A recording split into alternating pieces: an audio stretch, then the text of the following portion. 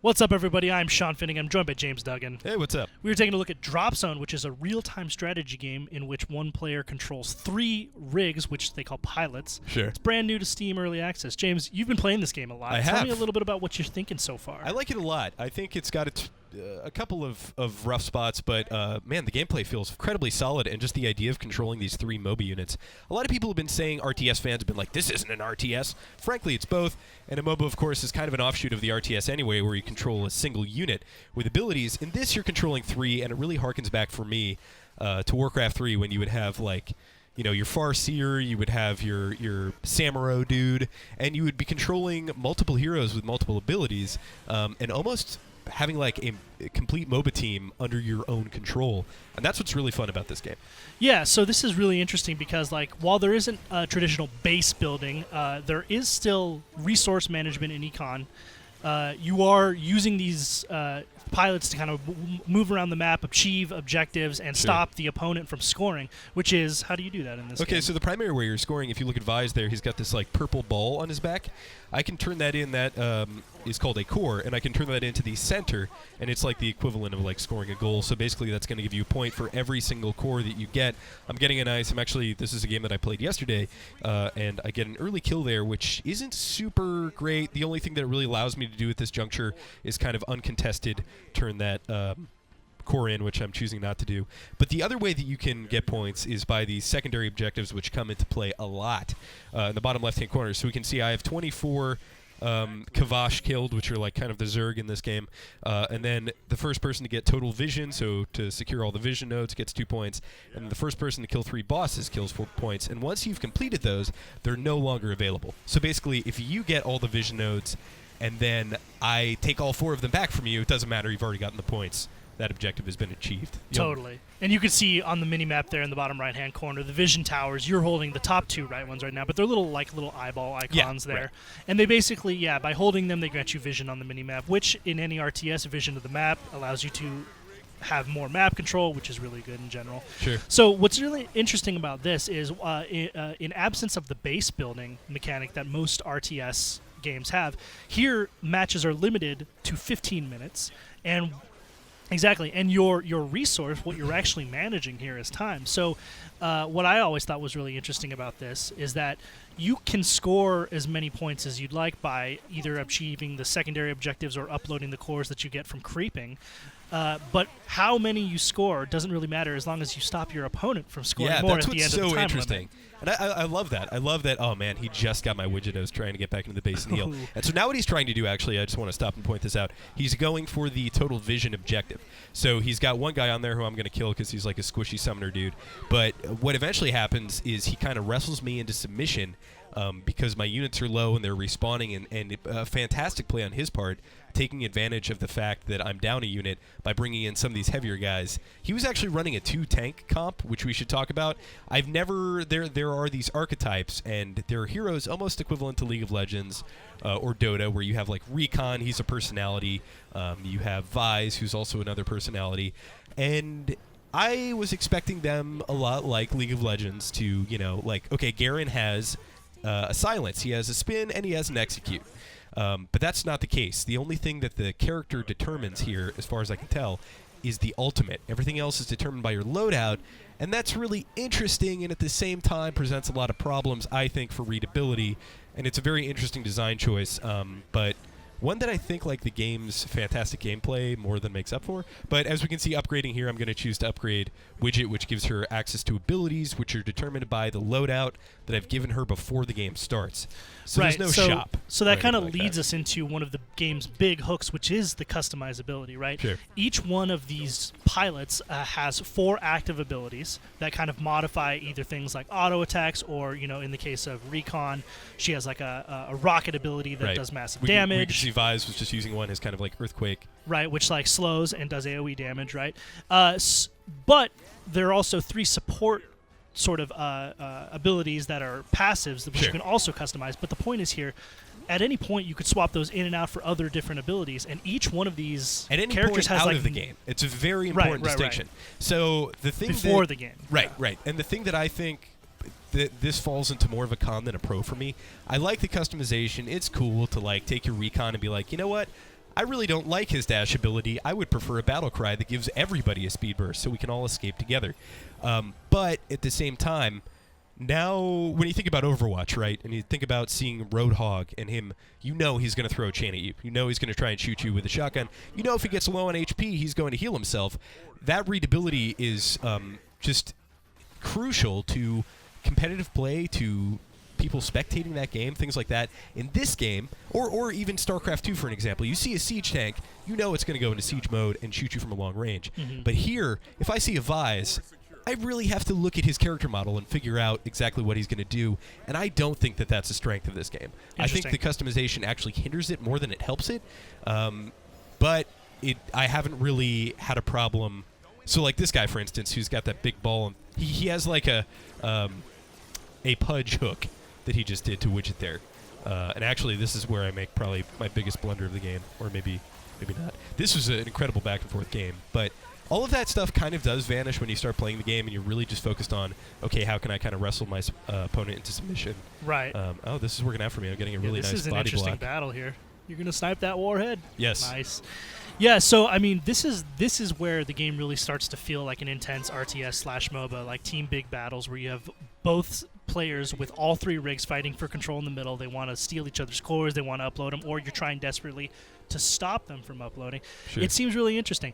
Now, I wanted to talk a little bit about, just dive a little bit deeper into the readability thing. Sure. Do you think that with more time invested in the game that players will develop a sharper eye so that you can spot sort of the things that differentiate these rigs from each other? So it's only a problem for beginning players, but you'd be surprised how much that impacts the community of the game, the viewability in terms of esports. Like imagine in StarCraft if you could equip a siege tank with a different gun that instead gave it the ability to get close and give you like a flamethrower, and it looked pretty similar. That would really impact the viewability of that as an esport. And this game is like, we're watching it now and half shoutcasting it, and it's very fun in that aspect. The other thing that this game does fantastically well is the RTS genre in general has kind of been in a rough place in recent years in terms of its mainstream success. This both captures the multitasking in terms of its micro. Its macro is a little bit more nebulous, but in terms of its micro, it captures the idea of controlling more than one unit at a time, microing more than one unit at a time, but does so in a way that is accessible to players who aren't incredibly good or have a ton of experience in RTSs. I'm kind of like a fleeting RTS fan, and I found this to be a really nice balance in between RTS and MOBA in that sense. And then what we haven't talked about yet is it offers additional modes. So this is the primary one and where it plays best for sure, but there is a 2v2 mode, so that's a total of 6 units. So I try and stop him killing that tier 2 Kavash nest, but he just stomps me. Sniped your support. And actually, right out of his composition was incredibly annoying because he has these 2 tanks that are just so hard to kill. And by comparison, my team is super squishy. But so Pandora, that's not even a DPS archetype, right? That's a support archetype. That's a summoner. Summoner, yeah. So he puts stuff on the ground and. That's interesting because it makes it hard to burst down any of the characters. Yeah, so that's interesting. That is another one of the really cool things is like while you control these 3 units and most people, at least most beginners, opt to run what I'd call classic composition, which is 1 tank, 1 support, that's exactly 1 what DPS, I do. which is what you're doing. Right. You do have the option if you want to adjust that composition to fit more of your playstyle. So, like you mentioned, this guy's running 2 tanks. The first you guy could that run I saw 3 tanks. Right. If you wanted. Right. If that was somehow your strategy. Exactly, and that's another thing that I think is really cool, and the game does well. The other thing that happened during this game that I'd like to talk about is I got experience starved. I usually get my recon up to level 5 right after I've gotten my Widget, who's my support character, up to level 2, just so I have access to her healing abilities and stuff. Right, and we should point out level 5 is something you do want to get at least one of your characters to, because that's where you get your super ultimate ability. Yeah. And so with Recon, I never got him to level 5 during this entire game, and so the counter to his strategy would have been getting Recon level 5, would be getting his ultimate, which is this big orbital strike, which is a really good tank killer, really good for when he's clustering units together, which he's doing. But he forced so many team fights and so many objectives, and you can see he just snagged Total Vision, right, which brought him back. I was in the lead, but it brought him back with 2 points. Yeah, these secondary objectives are awesome, like game changers. And so he basically tailored his playstyle to his unit roster in an amazing way, you don't get experience for killing enemy heroes or champions or mechs, whatever they're called. Yeah, pilots. You need to creep to get that experience, and he denied my creep forever. And it was a really interesting match. And this, I think, this match shows some of the potential of this game, which, by the way, is in Steam Early Access right now. You can go pick it up. It's $20, which I think is a steal. In terms of bugs, in terms of like early access stuff, it has very few. I didn't run into any bugs in terms of gameplay. There are some modes that I feel like need a little bit of love, like a 2v2 matchmaking queue would be nice. There's also, in case you're like interested in playing PvE because you want to practice your APM, you can do that. There's a wave-based survival Actions mode. per minute for those not in the know. In the know. Yeah, I do really like that. It does have this kind of like, you mentioned it is a little like any RTS really. It kind of has a steep learning curve, but it caters really well to introductory players, as well as catering to those who are more skilled. Like, for instance, one of the things that I thought was really interesting when I played at the preview event is they let me know that if your APM is high enough and you have the ability to switch from one character really quickly to the other, you can queue up multiple abilities by using the shift command, which like allows you to basically set up 3, 4, 5 actions in a row in a big team battle beforehand, so that you're not like frantically trying to click through and do that. And that's exactly what I love doing, especially with this comp. So like I dive my big tank, his name is Vise in there, he starts doing his AoE, I then hit a stun with Widget, and then I do a big AoE DPS ability with Recon. And it's, of course, I didn't do any of that in this game because I was just struggling so hard to get any experience. But I'm trying to force a team fight here. And this guy, again, running is a super valid strategy. So you need to think about saving your stun, saving your CC for when they're trying to run away. So, yeah, one of the great things you just saw right there is Widget tried to start uploading right there, and then his warhead just pulled you off. I know. It was incredibly good play on his part. And also, you really have to be, like, situational awareness. I was playing this other game against a tanky character who had a flamethrower, and I grouped all my guys up and killed them. I was like, it's 3v1. He killed all 3 of my units with that flamethrower, and I felt terribly. I ended up winning anyway. And the other thing that this game does very well, maybe not for newer players, but for like me and this guy, where it's going back and forth, and I may lose a team fight dramatically, I can still come back. The experience comes from creeping. It doesn't come from killing enemy heroes. Yeah. So you don't snowball as hard as you do with a game like, say, League of Legends. Or Dota, even, where if like you use one character in the end game, sure, a 4v5 will lose you that game. Yeah, but again, it doesn't trivialize killing enemy pilots, because as you can see here, if you do kill an enemy pilot, they drop a core if they're carrying one. Right. And 2, you do have a huge advantage because it takes them 30 or so seconds to respawn, and then you have a 3v2 advantage, which means like it's difficult for them to pull you off uploading the link. Sure. And despite me like winning that team fight there, getting, I think it was 3 cores, we're still tied, and this game is incredibly close. We have 2 minutes left. And so whoever has the higher score at that point, no matter what, is going to win. And we can see there's still 2 secondary objectives there, which I actually didn't realize. I am 8 away from Eradicate right now. Right. And I should probably be focusing that instead of this silly team fight I'm getting myself into. It is 1 point, you know. Yeah, not that that's not important, but like this is intense. We're in the 2-minute warning now. Do you know what happens? He is just trying to stop you from scoring this point. So I actually didn't know this until this game, but if it ties, it goes in overtime. There we go. So it can get really tense. And then I like to think about what's happening here, playing with a friend. I feel like a lot of the best parts of MOBA. Oh my God, look at this team fight. I know, this team fight's insane. He I didn't like, micro my what is that away. gravity ability that he has? It like sucks everything in towards him. That's he's got this, super cool. It combos really well with the flamethrower, which he's got there. It also, he's using it to great effect to pull my guys off points.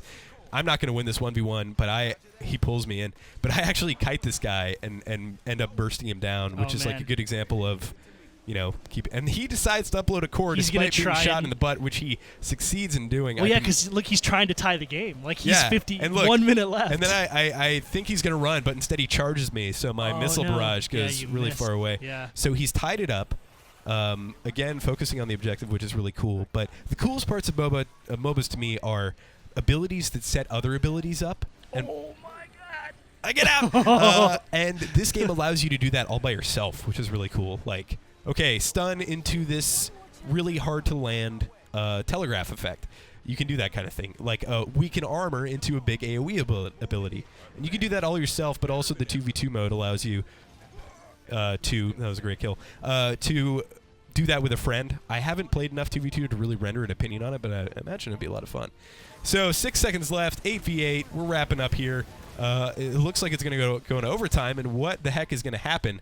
I'm down 2, and all 3 of his guys are up, so I'm in a distinct disadvantage. At the top there near the clock, it's a sudden death. Can you explain to us what the rules are of sudden death? This is get a point and whoever win. scores first? Yeah, and I now realize, so I'm chasing this guy. I don't have any cores, but I now realize that I'm 8 away, so I'm just going to go up here and creep.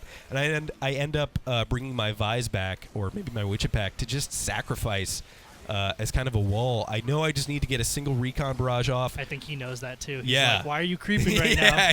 But it's too late. Like, look, there's just way more than 8 there. I get that one barrage off, and that's a victory.